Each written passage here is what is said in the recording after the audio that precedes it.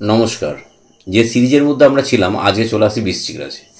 বৃশ্চিক রাশির 4th হাউসের ওপর দিয়ে রাহু যাচ্ছে, 10th হাউসের ওপর দিয়ে কেতু এবং অষ্টমে জুপিটারের গোচর।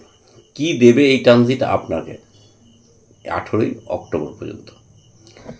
তো সেক্ষেত্রে 4th হাউসের ওপর রাহু যাওয়ার জন্য বাড়ির পরিবেশ একটু কিন্তু থমথমে থাকবে সবসময়। থমথমে মানে হচ্ছে সবসময় ছোটো ছোটো ব্যাপার নিয়ে আর্গুমেন্ট হওয়া, এই ব্যাপারগুলো কিন্তু থাকবে।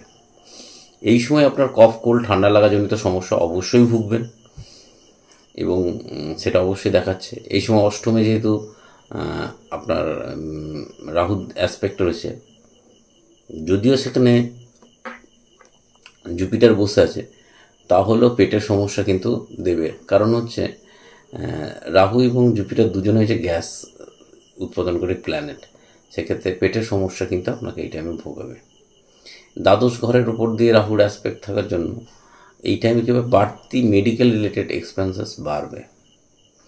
এই সময় 10th হাউসের উপর দিয়ে কেতু যাচ্ছে, কাজের জায়গায় উটকো ঝুট ঝামেলা বা কোনো কিছুর জন্য একটু এক্সট্রা আপনাকে বেগ পেতে হবে কাজের জায়গায়। অনেক সময় এই টাইমে অনেকের কাজের জায়গায় কাজ চলে যেতে পারে বা কাজ পরিবর্তন করতে হতে পারে বাই ফোর্স। কিন্তু এই টাইমে সেকেন্ড হাউসের উপর দিয়ে কেতুর একটা অ্যাসপেক্ট থাকার জন্য কিছু বাড়তি খরচ বাড়বে, গলা বা টনসিলের সমস্যা আসবে, থাইরয়েড বেড়ে যেতে পারে, সেই বা অনেকের নতুন করে থাইরয়েড ধরা পড়তে পারে।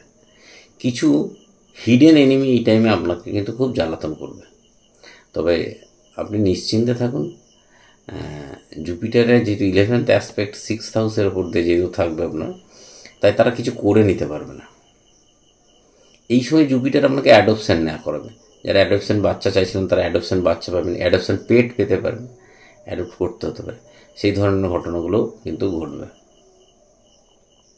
এই টাইমে কোনো স্পিরিচুয়াল জার্নি হওয়ার সম্ভাবনা আছে এবং এই টাইমে কিন্তু আপনার রিলেটিভদের মধ্যে মানে বাড়িতে কোনো নতুন সদস্যের আগমন ঘটতে পারে। সেটা কেউ মানে ফ্যামিলি মেম্বারদের মধ্যে কেউ প্রেগনেন্ট ছিলেন, তার বাচ্চা হতে পারে, এটা একটা। আর না হলে ফ্যামিলি মেম্বারদের মধ্যে কারোর কোনো বিয়ে হওয়ার এর প্রবণতাও কিন্তু রয়েছে। তো এই টাইমে অনেক দিনের আপনার ইচ্ছা ছিল নতুন কোনো বাড়ি ঘর কেনা, সেইটা কিন্তু এই টাইমে হওয়ার একটা প্রবল সম্ভাবনা রয়েছে। উচ্চশিক্ষার জন্য যারা বা পিএইচডি করার জন্য যারা ভাবছিলেন, অনেকদিন ধরে আটকে যাচ্ছিল, সেটা কিন্তু এই মুহূর্তে সলভ হওয়ার দিকে রয়েছে। এখানে সবচেয়ে মজার যে ব্যাপারটা হলো, মানে রাহু এবং জুপিটার কিন্তু পরস্পরের ঘরগুলোকে ব্যালেন্স করে দিচ্ছে। অনেক সময় কী হচ্ছে যে রাহু কাছ থেকে যে নেগেটিভ ফলগুলো পাওয়ার দরকার ছিল, কিন্তু সেম সময় সেম ট্রানজিটই কিন্তু আপনার সেই হাউসগুলোর থেকে খারাপ ফলাফলটা দূর করে দিচ্ছে। এই সময় দেখবেন সবচেয়ে মজার হচ্ছে এই টাইমে ভালো করে কিন্তু আপনার ঠাকুর ঘরটা পরিষ্কার করে রাখুন, কারণ ঠাকুর ঘর খুব নোংরা করে ফেলবেন এই টাইমে। ছাই, শুকনো ফুল এগুলো থাকবে, এগুলো একদম রাখবেন না। আর বাড়িতে যে ব্লু কালারের ইয়েগুলো রয়েছে না, পর্দাগুলো রয়েছে, ওটা সরিয়ে ফেলুন। হ্যাঁ, আপনাদেরই বলছি, ব্লু কালারের পর্দাগুলো সরিয়ে ফেলুন। তার বদলে আপনি ওখানে একটা ক্রিম কালারের পর্দা লাগান। কোনো ওই ব্লু কালারের যে পর্দাগুলো লাগানো হচ্ছে, এটা কিন্তু এই 1.5 বছর আপনাকে খুব সাফার করবে। আছে, আপনার বাড়িতে আছে, আপনি নিশ্চিন্তে থাকুন। আমি যখন বলছি এখান থেকে অবশ্যই আছে। আর সবচেয়ে মজার ব্যাপার হলো এই টাইমে যারা স্পিরিচুয়ালিটি, অকাল্ট এইগুলো প্র্যাকটিস করেন, তাদের ক্ষেত্রে দারুণ টাইম। তাদের মান সম্মান, যশ, খ্যাতি, কীর্তি এগুলো সবই বাড়বে।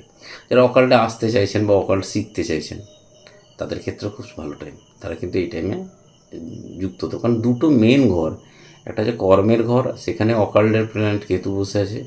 অষ্টম, যেখানে এটা অকাল্টেরই প্ল্যানেট, যে ধর্ম দেয়, আমাদের অষ্টম হাউস হচ্ছে অকাল্টের হাউস, সেখানে বসে আছে জুপিটার। ডেফিনেটলি যারা রিসার্চ করে তাদের থিসিস জমা দিয়েছিলেন, পিএইচডি ডিগ্রি এখনও পাননি, তারা তো অবশ্যই পাবেন। তাহলে বৃশ্চিক রাশির মধ্যে বাড়িতে একটুখানি নিজেদের শান্ত রাখুন, খুব ছোট ছোট ব্যাপার নিয়ে ঝগড়ায় জড়াবেন না, তাহলেই হবে। বাকি এমনি কোনো প্রবলেম নেই। রেমেডি কী করবেন? রেমেডি যেটা করবেন, আপনি 400 গ্রাম ধনে যে কোনো একটা বুধবার আপনি রানিং ওয়াটারে ভাসাবেন। তাছাড়া 400 গ্রাম জব গম এবং জব যেটা হয় সেটা কাঁচা দুধ দিয়ে অ্যান্টি ক্লকওয়াইজ মাথায় 7 বার ঘুরিয়ে রানিং ওয়াটারে ভাসিয়ে দেবেন। আর একটা জিনিস করবেন, আপনি একটু কেশর যে কোনো একটা বৃহস্পতিবার কাছাকাছি কোনো মন্দিরে আপনি নামিয়ে দিয়ে আসবেন। আর অন্য একটা বৃহস্পতিবার অল্প টক দই, ঘি, আলু, ঠিক আছে, এবং কর্পূর কোনো মন্দিরে নামিয়ে দিয়ে আসবেন। প্লাস্টিকের প্যাকেটকে অ্যাভয়েড করবেন। একবারই করবেন রেমেডিগুলো এবং কোনো কোয়ান্টিটির ব্যাপার নেই। আপনি এটা করুন, দেখুন অবশ্যই রেজাল্ট পাবেন। অভিযোগ একটাই, এত ভালো ভালো কথা বলছি, যাদের যাদের কিন্তু ওই ব্লু কার্টেনের মানে পর্দার কথা বললাম মিলবে, তাদের সকলে কিন্তু শেয়ার করতে হবে, এটা কথা দিন। তবেই না আরও ভালো ভালো অনেক ভিডিও আপনাদের জন্য আনতে পারবো। আশা করি সবারই ভালো লেগেছে। একটু সাবধানে চলবেন, ঠান্ডা লাগলে কিন্তু ডাক্তার দেখাবেন, তাছাড়া এটাই ভোগাবে। মায়ের হেলথের দিকে একটুখানি যত্ন নেন। আর এত ছোটো ছোটো ব্যাপার সব নিয়ে মায়ের সাথে ঝগড়া না লাগলেই হয়, সেগুলো করবেন না। ভালো থাকুন, সুস্থ থাকুন।